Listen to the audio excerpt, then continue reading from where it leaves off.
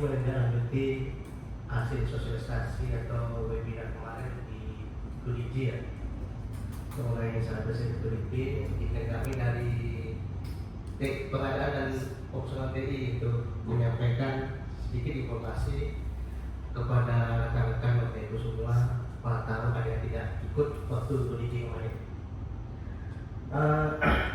Adapun agenda kita untuk sore hari itu ada yang mengapa cyber security ini penting dan ancaman hukum itu seperti apa aja, kemudian bagaimana kita untuk melindungi diri dari ancaman cyber security.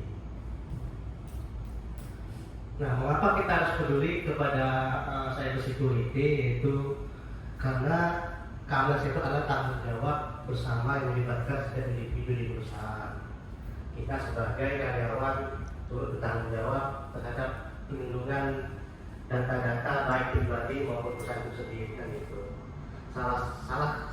Satu kesalahan kecil dapat membahayakan data sensitif perusahaan, pelanggan informasi pribadi karyawan sendiri. Dengan kesadaran dan tindakan kolektif, kita bisa menjaga keamanan informasi di lingkungan kerja kita. Nah, di cyber security itu ada titik lemah. Keamanan cyber bukan hanya tentang teknologi, tapi manusia adalah kunci yang paling penting terjadinya serangan dari cyber security itu sendiri. Penyerang cyber mengekspektasi kelalaian menggunakan teknik manipulasi untuk masuk. Ini biasanya bisa melalui email atau link tertentu yang mirip dengan yang aslinya gitu.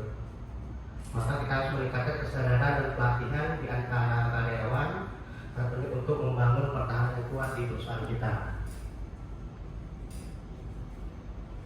Nah, salah satunya yaitu di cyber security ada ancaman phishing. Nah, ini biasanya phishing itu upaya untuk menipu pengguna untuk memberikan informasi sensitif.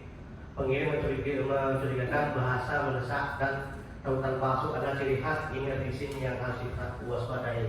Nah, itu biasanya diserang melalui email gitu.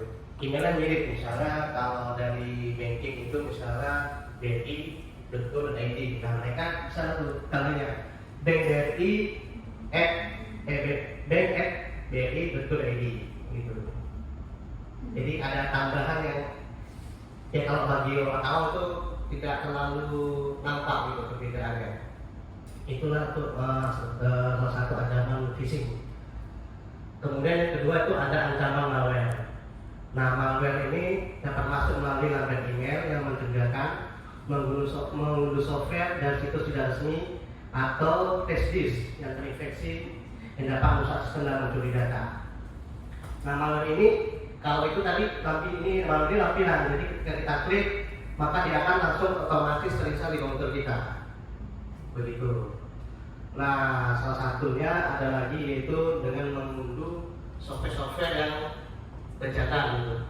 Biasanya kita kan tidak paham, asal-asal aja install, dan itu secara otomatis nanti mereka bisa menginstal aplikasi yang dapat mengkolek data pribadi kita untuk mengirimkan kepada yang punya aplikasi tersebut. Tujuannya pasti untuk mencuri data kita. Nah, ada juga ancaman password yang lemah. Password yang kuat adalah kunci digital Anda. Gunakan kombinasi huruf besar, kecil, angka, dan simbol dengan minimal 12 karakter untuk melindungi akun dari segala ancaman. Nah, selain kombinasi huruf besar dan ini, kita juga disarankan untuk secara rutin mengubah password tersebut. Dan jangan gunakan password yang awam digunakan, misalnya penggabungan dari nama, tanggal lahir, nah seperti itu. Yang paling susah itu kalau dia karakternya lebih dari 12 karakter. Nah, ini ada aturan sebelum melakukan tindakan pada email atau link, pastikan untuk memverifikasi pengirim dan asal pesan. Langkah ini dapat mencegah kesalahan yang berpotensi merugikan. Itu kan contohnya ketika ada dari bank, dia harus jelas alamat email itu memang dari bank tersebut gitu. Misalnya dari BPTN, kita BPTN 1 misalnya bagian sekretariat @bptn1.go.id gitu. Nah, ada nanti dia kan kalau seperti kan predict, nanti ada yang mereka buat sendiri domain misalnya sekretariat btp1.com karena kita kan hanya menggunakan predict. Sekilas mirip ini, untuk orang awam pasti nggak terlalu memperhatikan itu, kan itu. Jadi itu kita perlu berhati-hati untuk email link yang mengatasnamakan dari instansi tertentu. Kemudian ada tip praktis yang bisa kita gunakan dalam kegiatan kita sehari-hari. Yang pertama yaitu gunakan password yang unik dan kuat, yaitu minimal dari 12 karakter dengan kombinasi huruf kecil, huruf besar, simbol, dan angka. Kemudian waspada email. Nah, ini verifikasi permintaannya dari pengirim, misalnya itu tadi yang dari phishing tadi yang mengatasnamakan dari instansi atau lembaga tertentu. Kemudian kunci komputer saat meninggalkan meja, maksudnya ya ketika kita keluar ke toilet atau dipanggil ke sama atasan, jangan lupa untuk mengolah kuncinya. Karena dengan dia terbuka, saya sebetulnya pas dari saya berkata dari orang tertentu juga bisa termasuk saya gitu. Jadi dia bisa mengambil data pribadi kita. Kemudian jangan lupa untuk secara rutin melakukan backup atau pencadangan data secara berkala. Dan kemudian ada pembaruan perangkat. Ini contohnya kalau kita menggunakan sistem operasi Windows itu biasanya tiap beberapa bulan Windows itu mengeluarkan update patch. Nah, update ini bertujuan untuk menutupi celah-celah yang mungkin yang lama-lama itu sudah ditemukan oleh para hacker gitu.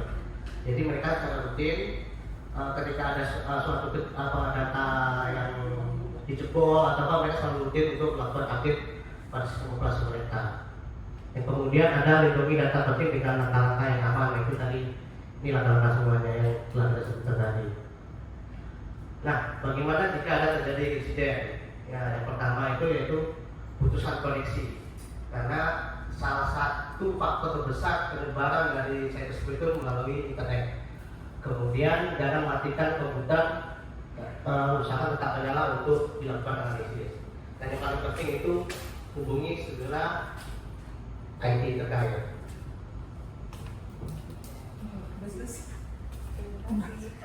Mungkin itu saja informasi yang bisa disampaikan kepada teman-teman dan rekan Bapak Ibu sekalian.